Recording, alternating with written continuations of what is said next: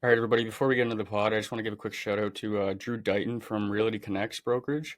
If you're thinking about buying, selling, looking for a studio, anything to do with real estate, give Drew a text at 519-365-2309.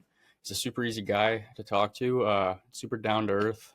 Um, yeah, you can also hit him up at his email here, drewdighton@gmail.com, and just tell him the podcast sent you. But without further ado, let's get into this video, guys. All right, welcome back, everybody, to the New Generation Sobriety Podcast. Today, we're joined with the Hope Dealer. I'll throw his tag right here, and I'll put his socials in the description. His name's also, I know him as Julian, but you guys will probably know him as the Hope Dealer. So, Julian, you want to tell everybody a little bit about yourself for those who don't know you? Yeah. My name's Julian Vasquez. Hope Dealer is my IG tag. I'm from the Bay Area, from San Jose, California. My sobriety date is 6/24/2020. So I've been sober coming up, God willing, on 5.5 years. I'm very blessed to be in the position I'm in. I'm married, a full record expungement, 9 felonies off my record. I was checked off by a judge who's somebody who's rehabilitated in California. Um, I work at a rehab for drug and alcohol abuse, man. So very blessed with the life I have today, and super excited to be on the podcast, man. Nice. Before we jump into things, I want to ask you a little bit about that. What Yeah, do you do at the rehab facility? Because that's always been, I always wanted to do that, but I'm a tradesman. yeah, man. So I'm a chemical. I used to be a chemical dependency technician, which is just somebody who works with all the counselors, and we do orientations when patients, clients come in and stuff like that. And it was crazy how I got the job because I've actually had that job since I was 90 days sober. So I was at a SLE, like straight out of rehab. And I had this friend who was in the SLE with me, and she comes busting in my room this one morning, and she's like, "Dude, you'd be great at this job at the rehab I work at." And I'm like, I only have like 90 days, like 60 days. What am I going to teach people, right? Yeah. So she's like, no, I got the owner on the phone. I want you to come. I want you to talk to him. I'm like, all right, cool. So the owner gets on the phone. Rest in peace. He actually passed away due to cancer, man. A mentor, one that taught me a lot. And it's crazy because he's like, you know what, Julian? He's like, I got to meet you in person. So come on down to rehab and do interview with me and my wife. So I interviewed with them, and it was crazy how it happened because when I walked out of the interview, he's like, you know what, Julian? Exactly how you sounded over the phone is exactly the experience I got you in person. He's like, when can you start? So I ended up starting there as a chemical dependency technician, and I've been working there for 5 years. But the past year, I recently moved to the business development position. So they gave me my own office at the main office. I've been working with different rehabs all the way from LA to Sacramento to, Modesto area, stuff like that. That sounds like a dream job. Sorry to cut you off, but that literally sounds like a dream job. Yeah, man, it's pretty cool, man. I love it. I love it. Let's just go way back, and could you tell me a little bit about what it was like growing up for you and like your childhood and stuff like Yeah, that? yeah, man. So I was adopted from birth, so I don't know my biological parents, right? Okay. I knew that I was born in San Francisco, and I know that the lady who had me was a drug addict, right? And so I was born a couple weeks early, so I was placed in an incubator for the first like couple months of my life, right? I was only 2 pounds 2 ounces, so I was what's known as like a miracle baby. So I lived in like an incubator. I was super small, Sorry, say it again. How much did you weigh? pounds 2 ounces. Holy. Yeah, man, because the lady who had me is she was a drug addict, and that's why I was born so early, and I was born super tiny. Yeah. Yeah, yeah, man. And so my parents, who are my parents now, they bathed me, they clothed me, they fed me, supported me through this whole process of incarceration and sobriety and trying to get on track to sobriety. You know what I mean? Yeah, for sure. Can I ask, did so you were obviously born early, right? Like, Yeah. did you like suffer at all growing up with like any health problems from that, or like like learning disabilities, anything like that? That you remember, or was everything all good? No, not that I remember. Just a lot of belief system, like about myself, like Okay. abandonment issues, like nobody wanted me, stuff like that. Yeah. That was kind of what I dealt with growing up. Okay. Okay. So yeah, so let's talk a little bit about what was home life like? Were you like did you play sports or like what was it like like at the Yeah, young age? Yeah, my home life. I mean, growing up, I live in a in a beautiful two-story White House to this day in a nicer part of the East Side in San Jose, and but due to my like behavior and stuff like that, not a lot of things happen. Not a lot of good things happen inside the house. Due to my behavior and stuff like that, and I had three older sisters, who had great careers, and I had these self-limiting beliefs about myself, like, you're never going to be anything. I had a lot of beliefs because my sisters weren't my blood sisters, so they would tell me stuff like, "You're not my real brother, you're not my blood brother," and stuff like that. And then it's crazy because I started telling them that stuff, and then they started saying it to me, and it enforced those belief systems in myself. And I did go to sports. I ran track and cross country. Yeah. So So you're yeah, now tell us about that. I'm Like a track star, bro. Like, yeah, man. My I'm name is fast. in the Try middle not to school. swear, but you know that meme. I'm fast as fuck, boy. Yeah, yeah, exactly. My name is up like four times at the middle school that I actually ran at Leva Middle School, and then Overfell High School. I ran track there too. Okay. Nice, nice. Yeah, I was a hockey player and I played lacrosse. So as Okay, you can okay. imagine, I don't know what it's like over in San Jose, but here, especially in a small town of Chatham, Ontario, and even anywhere around Ontario, that well, it's just in general, I think that the perception of a hockey player is you know get drunk, do like maybe not they don't all do drugs, but a lot of them do. Yeah, yeah, Uh, women, fat like and hockey like that's you're usually like a douchey like so for a while like that I was like this is a culture, man. Like I thought I was just doing what everybody else was doing, right? But did you have that experience at all with track? Like were the guys that you were hanging out with doing the same things that you were doing or no, man, none of them were doing. I mean, some of them maybe, but like I was busting down lines in the school bus, and then going to run my race. Like by the time I was done with my race, my heart was like beating so fast, and like my heart was about to explode a couple times. I'm like, damn, I'm gonna die right here on this track field. You know what I mean? yeah, man, yeah. Can I ask it this might be a touchy question, but did you ever get like caught doing that, like I, using before sports or anything like that? Because nowadays, dude, I hear horror stories of like people I know that are, they smell liquor on his breath during a hockey game or whatever, and he's done for the season, right? Like, uh, no, so man, I was blessed enough never to get caught. My nice, nice. actually my coach at the time, I was struggling like really bad, and growing up, I was like a manipulator and a liar and stuff like that, and I was able to manipulate my coach and stuff actually to give me money for clothes, right? But it wasn't really clothes. I was doing other things then, so I was just a self-centered, disrespectful asshole, man. You know what I mean? And Yeah, the world around Julian. I could really relate to what you just said, man. Like the whole, oh, I need the money for clothes, like. Bro, when I was a gambling addict, man, oh my goodness. Even now, to this day, I'm starting to sell merch and stuff, right? And like, even though, even though so and so says, hey, I'll be home at 4 and I'll shoot you that money that I've been owing you for the week, right? And then, I'm like, I'm a gambling addict, or I was. Sorry, I'm like a recovering gambling addict. I'm Yeah, 6 months sober now, but like, even though they say, hey, like I'll give you this money, and they're purchasing a shirt or sweater, whatever it is, right? Like yeah, they owe me. Even for me to be like, hey, like, could you shoot me that money? Like it's so uncomfortable. Like yeah.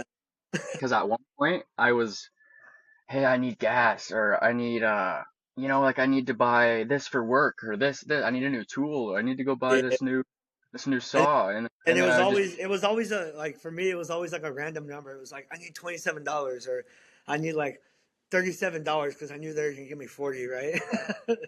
yeah um yeah insanity, bro. Yeah, for Sorry to interrupt. I could relate a lot to what you just said. yeah, no, man, definitely, man. But yeah, so like, so that's track and field, obviously. So that's or no, so you're running, right? Were you doing running? Were you doing what? I was doing cross country, which is like where you run miles, and then track is when you're doing track. I did the 4x1. I was in all the relays, which is real What are your screwed up. stats? Your highlights? Yeah, bro. So, and I was never drunk during those times. I was always like doing like powder and stuff like that, man. And I was just, it's like, I'm lucky my heart didn't explode. You know what I mean? You know, we talk a lot about community here on this podcast, and that's exactly what Drew Dighton's all about. He's a local guy helping people find their dream homes, whether you're ready to move or just curious what your place might be worth. Shoot Drew a text, 519-365-2309, or email drewdighton@gmail.com. He's always down to chat. But yeah, let's get back to the episode, guys. So that was in obviously high school, or did that start in elementary, like track? That was in so middle school, and then high school came, and I was doing the Okay. same. Yeah, okay. This is where I get confused because in Canada we just have elementary and high school. Like we Oh, don't really? have. Yeah, so it's like it's or at least where I'm from, you know, Ontario, most So you small guys towns in have two Ontario. different schools. Yeah, unless you're like French immersion is the only thing. Like if Okay. you're doing like French, then you'll go like you'll do that kind of thing. You'll go to like kindergarten to grade 6 and then 7, 8 or 7, 8 at a different school and then you'll go to high school. But Yeah, I went junior kindergarten all the way to grade 8 at the same school and then I went to high school gotcha, from grade gotcha. 9 to 12 and then I didn't go to college or nothing. Yeah. So in high school, that was actually my first time in treatment, the middle of my sophomore year. They pulled me from my parents And pulled me, sent me your to first, yeah, they sent me to one of those character building slash rehab slash boarding school type of deals. so what age would you have been at that time? I was uh, I was 15, like 15, middle of my sophomore year. I know they yanked me, and I was there for a year. The first guy that's got me beat, bro. I set the record in Chatham here, or I did at the time. It's been a couple of years, I don't know anymore, but I was 17. I was the youngest guy to go through that rehab, and everybody looked at me like I was the baby brother of the group, right? Yeah. So I was feel ya. was it like a rehab in your hometown, or was it like just About just on the outskirts, like about a half hour from my house.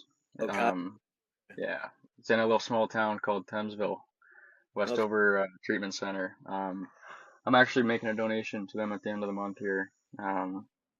So with a bunch of merch and stuff, I'm wanting to ask one of the guys from like one of the counselors there to come on the show, but I don't know if that's allowed. So I think they have like a kind of like a it's like a code of ethics, right? I know with the rehab, if we have a client that leaves, we can't if we see them, we can't talk to them with 2 years. yeah, There's but like it's been 3 I think now. So yeah, it should be I do fine. I mean, remember they did have a rule about that at one point, but I think yeah. I passed it on. So yeah, so tell us about so that's middle school. So did drugs and alcohol like were they starting to cause a problem yet, or you said it wasn't alcohol for you, or Yeah, was it? no, it was both. I had drink my first time drinking. I was in like in sixth or seventh grade. It Okay, wasn't okay. just some beer and stuff like that. But I never liked to be home, right? So I grew up here in the east side, like the nicer part of the east side. But I was never really home, like when I was younger, because I was always out doing dumb shit. You know what I mean? I was definitely not doing what all the other kids my age were doing when I was 15, 16, 17 for sure. I was definitely not. And I knew that for sure, but I didn't really think it was a problem, really, It's right? yeah, man, because it's crazy. Because you look at the kids. I look because I work at a high school too on a Friday. So I work at my old high school, right? So I used to cause a ruckus like at this high school. I was doing drinking, down the hallways and doing cocaine in teachers' classes and stuff like that. And so now I work there and I see these like 15 and 16-year olds, right? I'm like, dude, you guys are like not like it's a different. They look different. They're smaller. Like we had Yeah. police on campus when I went to school there. They don't have any police there. Like I'm just like, dude, you guys are growing up in a different time frame. You know what I mean? Yeah, I was chatting with a friend yesterday. Or no, I think it was the day before. I went to a young adults group with my church and it's the first time I went and I was telling you about that, right? Yeah, yeah, yeah. Yeah, How so was I it? went. It was awesome, dude, and I'm really happy I went. Like, turns out like they had like a guy giving his testimony and stuff, and like I almost didn't go, man. I was having a hard day, hard evening. I had like one of the best days I had in a long time. It felt like a setup. Like I was having that thought where I was like, the ball's gonna drop any second now, right? Like it can't be like, is this really happening? Like I got good news with my like my health stuff. Like I got a MRI booked. I got all this, like all these things started happening, right? And Yeah, I was hell like, yeah. like something's gonna happen any minute now. And I was trying to stay positive, keep my eyes on the Lord. And sure enough, hell broke loose, and I lost control of my emotions for a bit there. And just because we're sober, right, doesn't mean we don't struggle. Oh, It's tough. 100%.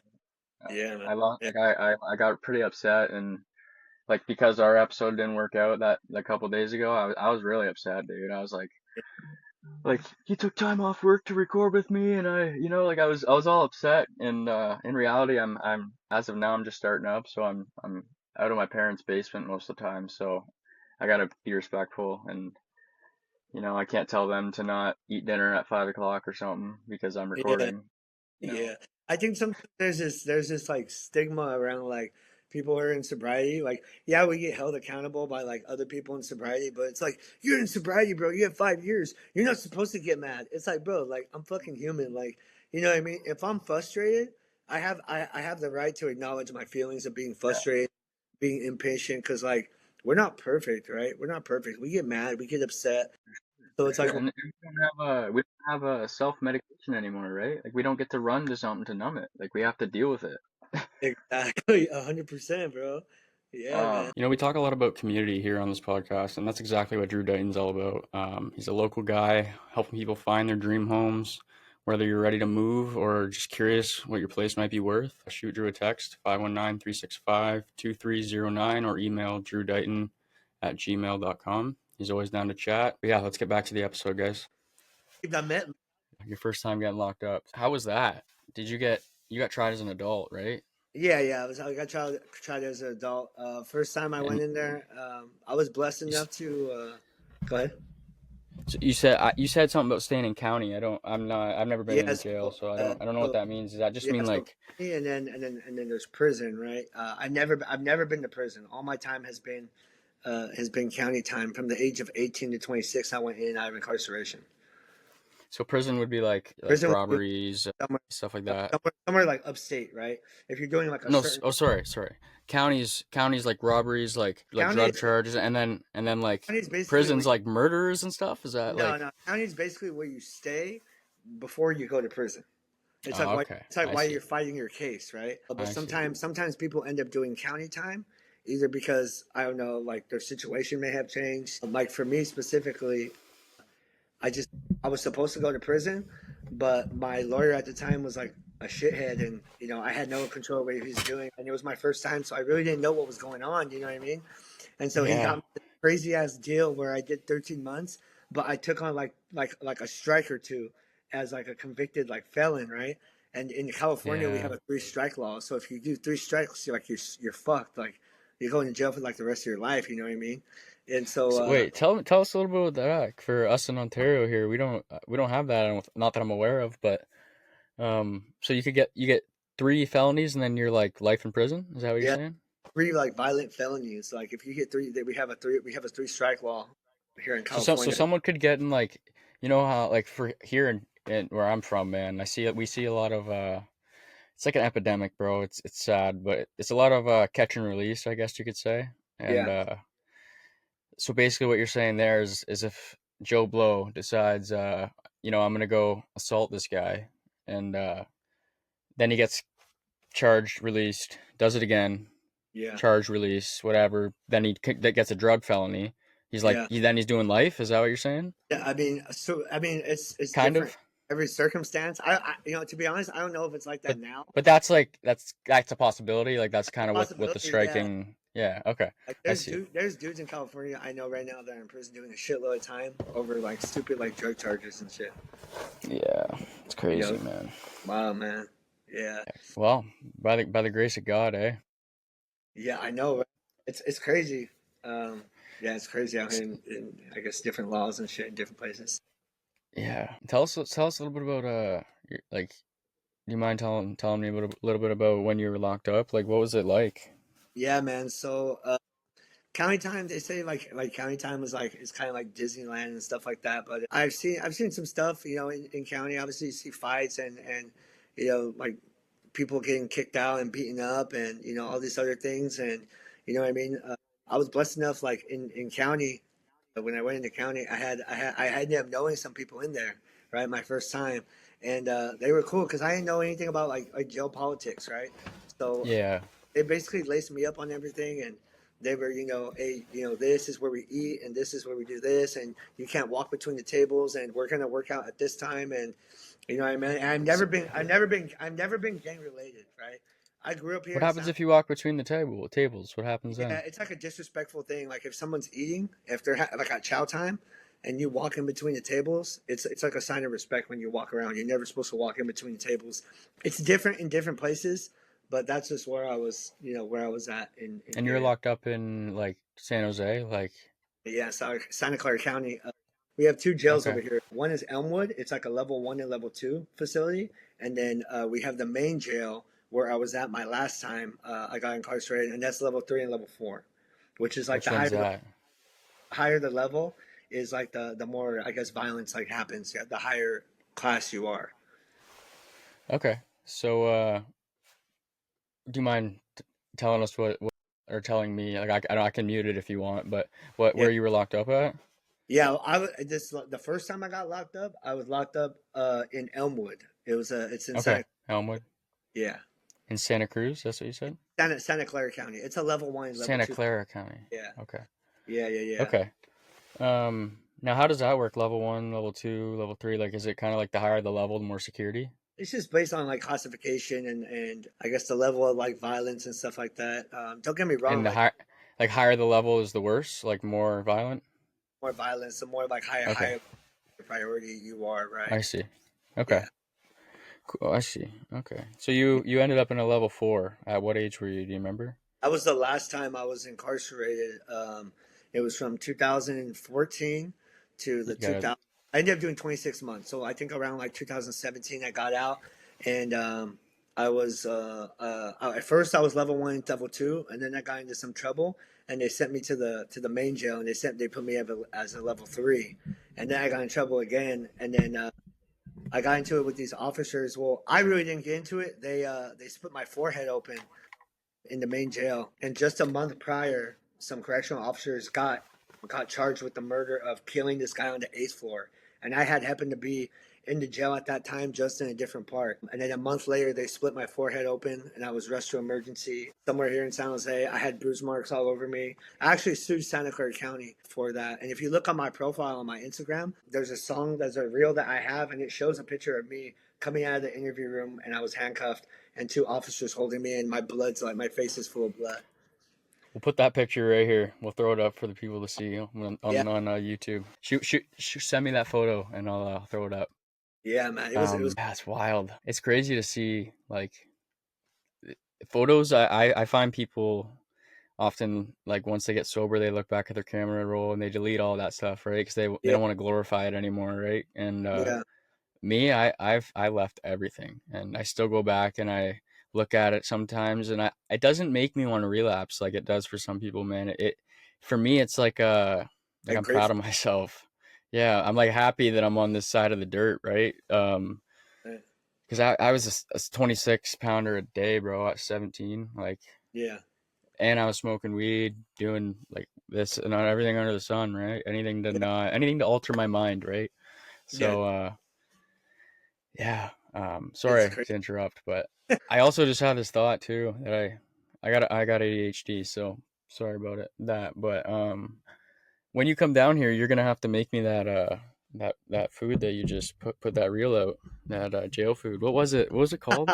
It was called the spread that we make in Yeah, jail. dude, you Yeah, got to I make me only made that. that. I only made that because some of my followers were requesting.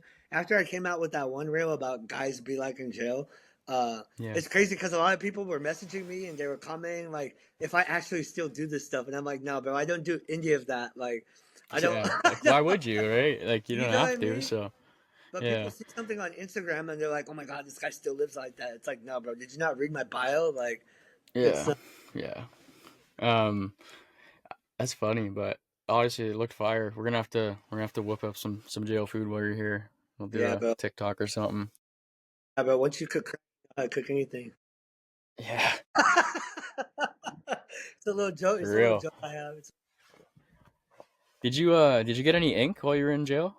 I did. I got the ones on my face. Okay. These were picked with a staple.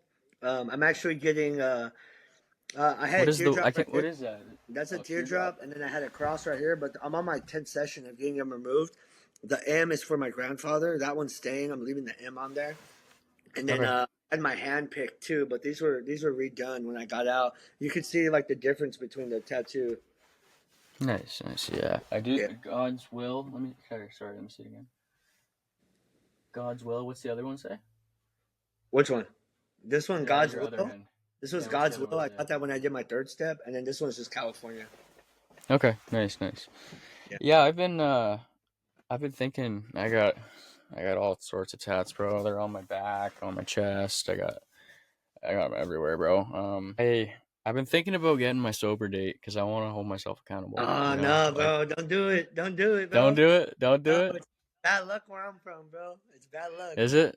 Yeah, Yeah, bro. I don't know. I've never even spoke about it. I've just thought about it, but or Yeah, something like, when I heard the Lord's voice for the first time, like I kind of yeah, want to get like something showing that I'm like saved now. I don't know, like bro. Don't do it. I've seen. no. I was SOE with this guy. He comes home and he got his sobriety date on his chest, blasted, bro. Two Okay, days later, maybe I two won't days get later, the he drank. date. Maybe I'll get something like you have, like just a reminder of like recovery, something to do with Yeah, like I recovery. have, I have the like the A symbol. Yeah, I'll get something like that, man. Why Yeah, don't man. I just get like, cause I want something that'll like, like I've got, dude. I had this thought today. Like, so did you obviously you got those face ones in jail, right? I got the face ones in jail. Yeah. Okay, so let me ask you this: Did you have any difficulty with your emotion, like feeling like how you said you got that cross fit on your face, Yeah, right? yeah, But you're like doing all this like devious, all these like opposite of what that cross represents, right? yeah, Like, did you like me? I was doing the same, bro. I got this. Well, I got it this after I got sober from alcohol. I drew this yeah, in rehab. It means God's greater than the ups and downs. And yeah, then like I don't think I came up with it, but I didn't have an iPad or nothing when I was in rehab to look it up, so I did draw that like just as an idea, and then I yeah, went online and it just so happened to be a thing, right? And yeah. I then I started gambling, right? And I started lying, stealing, doing all this stuff, right? While I'm like claiming to be like, is I was just Yeah. wondering if you had any difficulty with that. I don't know, bro. I think I had just got it on my face, and I'm like, you know what? I believe something's watching over me, and even if I'm doing all this bad shit, like, hey, he's gonna forgive me for it. But there was a point in a time when I was drinking so much, and I went into rehab, and I was like, you know what? I felt so ashamed because I thought God had given up on me, and I just didn't know that He was watching over me the whole time, and He was just waiting for me to come to Him. You know what I mean? And Yeah, Him, 100%, bro. you know what I mean? But He was there the whole Yeah, time. You know what I mean? for sure, dude. And I find today, dude, that's one of the like for me. I've said this before, and like I'll say it again, but for me, that's one of like the best gifts of sobriety, bro, is to look back and to see how God was there before when we were like, He had His arms on us or around us when we were running full speed in the other direction. Yeah, you ever seen that reel like where it says you pray for patience and God puts stuff in your life to make you impatient. You ask for Yeah, strength and God gives you stuff to make you weaker. Like, you know what I mean? yeah. Well, I mean, it's how else are you gonna learn? No, you're not gonna just pray for it and then He's just gonna like give it to you. You gotta go through stuff and learn through experience, and He's gonna give you situations and see how you're gonna handle it, right? And That's I the don't only know way to. if that like everything today with this episode, bro, seems to be like Satan's like, no, you're not doing this. Yeah, that's why Satan doesn't want anybody to hear our message, bro. That's why. That's how For powerful sure. we Because are. it's because he knows he doesn't have us anymore, right? You know? Yeah, So he's like, exactly. so Yeah, yeah, to wrap up this episode, yeah, you guys will see this all at once. I'm gonna blend it together. I want to ask you one last question, and that would be, do you feel like God does, or sorry, let me rephrase that. How do you feel like in your life God gives you tests when you pray for, like strength or patience, or like what are some examples of like what it looks like for you? Because for me, it's like I'll be fine all day, right? Like I said, yeah, waiting for the ball to drop, and then as soon as I'm about to do what I was like preparing for all day, yeah, bang, start yeah. everything. I'll start tripping on chords. I'll start dropping things. Everything will go wrong, dude. Yeah. So one thing for me is that it's my sponsor always tells me that it's very easy to dance when the music's playing, but try dancing when the music stops. right? And that means when things are going bad, like try keeping your cool, try relaxing, try being patient. When you're having a fucked up day, when you're having a shitty day, try to still be Yeah. grateful, right? When you're tripping over Yeah. that cord or something isn't working, try to still be grateful for where you're at in life, because Yeah. if something if something is off with me, right? If something was off is off with my relationship, if I'm treating people shitty that day, then that means something's not right with me and God.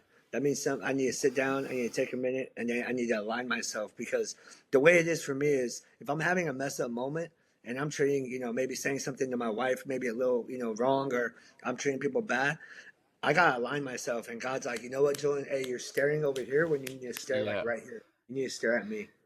And that's the way I Yeah. like to. And That's the way I like to dude, tell myself that. You know what I mean? you like took the words right out of my mouth. Like for me, what I would, if people ask me that, and like it's so hard because people like, I wish like at least I can't speak for you, but a lot of times people just need to take their own advice, man. Like we know the answer, but when it comes to acting on it, it's sometimes, at least for me, I struggle, man. Like if someone were to ask me that question, I'd probably tell them exactly like you were on track. What I would say, like it's the second I take my eyes off the Lord, man, is when I start to trip on that cord, and Yeah, man. I gotta reel it back in and realize, hey, like like yesterday, literally, when I tripped on that cord, man, I said out loud, I was like, I had it on video. I was like, "You're not gonna get me right now, man." Like, and Yeah, I just looked up and I said, like I just started praying in my head, like he's gonna. You got like you said, just because it's a tough moment in the day doesn't mean it's a terrible day or a terrible yeah. life, right? I haven't had a tough day in a really long time. I have some bad moments, right? But the crazy thing is about it is that the way I see my life, right, is that I feel like, so I sponsor multiple guys in the program. Like the longest guy I've had since the beginning of his sobriety is coming up on 3 years, right? Coming up on 3 years here soon. And the way I see it is I cannot tell my sponsees to do something that I haven't done or I'm not doing myself. Like I would feel like I have no moral authority to be doing that. I have a conscience now, and if I'm telling somebody to do something that I'm not doing, I don't feel good about it. Like, you know what I mean? Yeah, You know yeah, what I for mean? sure, dude. It's And weird. that's one of the things that, like, I don't know for you. I don't know. We'll dive into it in part two. Like, I don't know if you have any experience with relapse and stuff, but like, it's like once you know all these things, like that you learn at a treatment center, or like when you go to Alcoholics Anonymous or Narcotics Anonymous, whatever, Gambling's Anonymous, anything, like they'll tell you like we're gonna ruin, like you're never gonna have like a beer again and feel like you're gonna feel bad about it, right? Like, I feel shitty, yeah. When I treat yeah, somebody so wrong, bro, I don't feel good about it. That's how you know that you're growing. Because if you're talking shit to somebody and you're treating them disrespectfully and you just walk on about your day and you don't feel bad about and it, it doesn't bother you, you're like you're not you're something's doing up. something. Yeah. 100%. I agree. Yeah, bro. But yeah, I just want to thank you for coming on, and looking forward to doing a part two and maybe even a part three. We'll see, because we're gonna come. We were talking about off air, you coming down and visiting. So Yeah, we'll make some happen. um, for sure, dude. But yeah, I appreciate you coming on tonight, and I'll shoot you a text in a couple hours here, and we'll pick a day to shoot a part two, man. Yeah, What's the rest of definitely. your night? Is there anything else you want to add before we end Yeah. this? No, man. I mean, the only thing is that blessed to be on the podcast with you, man. And it took some time, but hey, it's all right, right? Hey, For sure, dude. sometimes struggles come up, and that's completely understandable. You know, what I mean, it's part of life. You know what I mean? And Hundred it percent. didn't go as well as planned, like as this time, but that's all right. Like we got tomorrow, Yeah, we got the day, and there's for always sure, time out. bro. For sure, bro. And you're a pretty solid dude. I feel like we're gonna stay connected, and we'll definitely be seeing each other. So Yeah, for it's, sure, man. I'm not going nowhere, and we'll get an episode out for sure. Yeah, let me And like you let said, I'll take a picture if you want me. yeah, Just yeah, and I'm gonna post it too. Oh wait, hold on. Let me. It says add effects. Okay. All right, ready? All right, that looks cool. All right, everyone, before we wrap things up, I just wanted to give a huge shout out to Drew Dighton with Realty Connect. Whether you're buying, selling, or even just daydreaming about your dream house, or whether you're looking for a studio, anything to do with real estate, hit up Drew. Phone number is 519-365-2309. His email is drewdighton@gmail.com. I'll throw that right above my head here. also in the description below. Yeah, he'll make that transition super easy for you. He's a super down to earth guy. But yeah, thanks everybody for watching.